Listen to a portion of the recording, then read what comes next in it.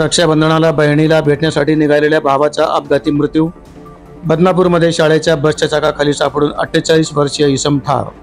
रक्षाबंधन साजरे करण्यासाठी बहिणीला भेटण्यासाठी निघालेल्या 48 वर्षीय भावाचा दुर्दैवी मृत्यू झाल्याची हृदयद्रावक घटना बदनापूर शहरात घडली आहे।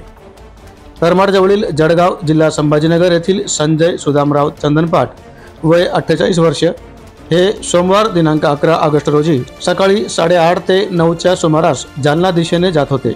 बदनापूर शहरातील नगरपंचायत कार्यालयासमोर ते मोटरसायकल क्रमांक MH20 GT 2674 वरून जात असताना त्यांच्या वाहनावरचा ताबा सुटून शाळेच्या बस क्रमांक MH14 MH 1679 च्या मागील चाकाखाली ते सापडले।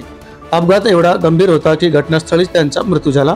घटनेची माहिती मिळताच बदनापूर पोलिसांनी तात्काळ घटनास्थळी धाव घेतली। पंचनामा करून मृतदेह ग्रामीण रुग्णालयामध्ये पाठवण्यात आला आहे। या अपघातामुळे परिसरात हळहळ व्यक्त केली जात आहे।